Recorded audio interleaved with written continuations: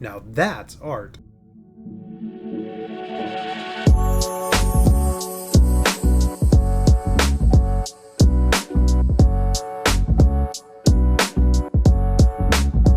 Got an early meeting today, so it's an early start.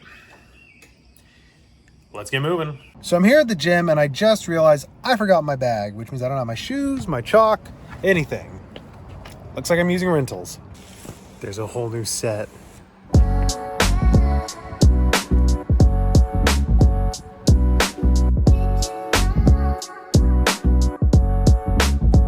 Well, now I gotta get to work. Just got back from work. I was cooling down, from my daily run when... So I've been running in these old Brooks.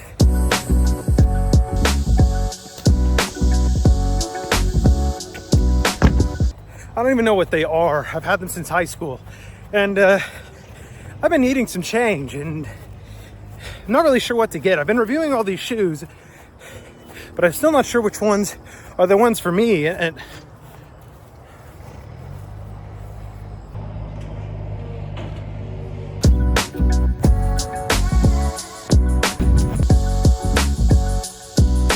so these here are the Brooks Trace 2.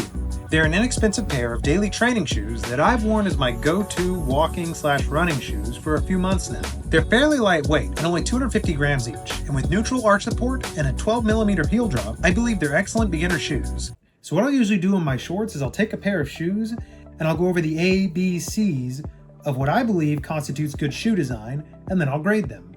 The ABCs being accuracy of fit, build quality, comfort, cost, and then any final notes, or in other words, the X factor.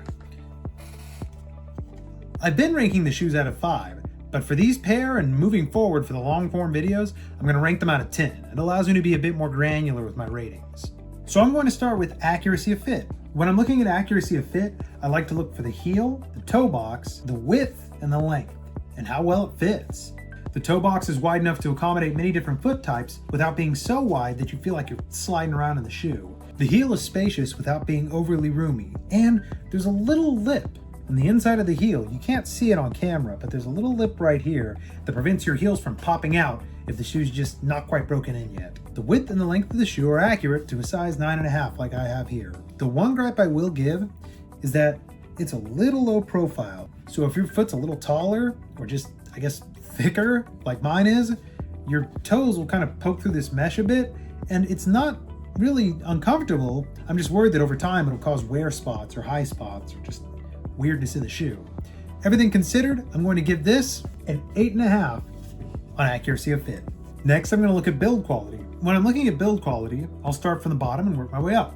The rubber on the bottom of the shoe, the foam the sole is made out of, the fabric of the top of the shoe, the plastic decals around the shoe, and finally the laces, and anything I noticed with the laces or the eyelets of the laces. Starting with the rubber at the bottom of the shoe. It's fine rubber, it does well, it does the job, nothing really to write home about. The rubber combined with the foam make a decently sturdy, lightweight platform for the shoe to rest on. They are lightweight shoes, so the build is going to suffer a bit because they have to use lighter materials. Which brings me to the fabric on the top. Also very lightweight, very thin. It's good quality fabric, but it is thin and lightweight. Over time, I can see it tearing and spurring and having little issues here and there, but it's good. It's good quality stuff. The plastics along the side honestly aren't the highest of quality, but they're used so sparingly that you don't really notice wear and tear showing up on them quickly. Finally, the laces. This is my favorite part of this shoe, honestly. These laces, good and thick laces with a nice reinforced aglet. This aglet will prevent your laces from fraying, especially when you're lacing them in and out of these nice reinforced eyelets. The reinforced eyelets plus these big thick laces means this part of your shoe, which is often the part that blows out first, will definitely be the last to give on these shoes. I'm going to give their build quality 7.5. Next, I'm going to move on to comfort. Comfort's a little more subjective. Starting off, because it's a lightweight foam, it is a bit stiffer. It has decent flex, but really only in the midfoot. That softness and flex in the midfoot is especially apparent when you're running on rocky or uneven surfaces. The toe, you really kind of have to curl to get it to move. And the heel foam is definitely stiff. There's not a lot of give there. The fabric on the top, on the other hand, is really comfortable. It's a lightweight fabric, which means it breathes well, and it stretches and conforms to your shoe, which I mentioned could be an issue earlier, but for comfort, it's fantastic. Overall, I give the comfort of this shoe an 8.5, which finally brings me to price. These shoes specifically, the Brooks Trace 2, are last year's model. That means you can find them for like $60, $70. At that price, I'm gonna give them a 10. You cannot find running shoes, good running shoes, for much less than that. So tallying up the scores they got for the A, B, C's brings us to a grand total score of 8.6. The Brooks Trace are an excellent pair of shoes. I'm glad I have them. I needed an upgrade. Here soon, I'm going to review the Asics down here on the floor, but we'll discuss that in a different video. Appetizers. No. He ordered us 2 apps. There's 3 of us. We also got BOGO 20 wings, so I guess he's gonna eat them all. Wait, Jacob, so is this the Big Mouth movie that we're watching?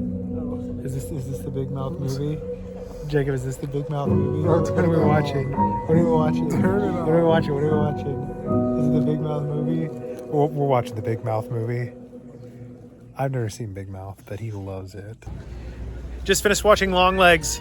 If the Brooks were an 8.6, it was a 7.2. I don't know what do we think? Boo.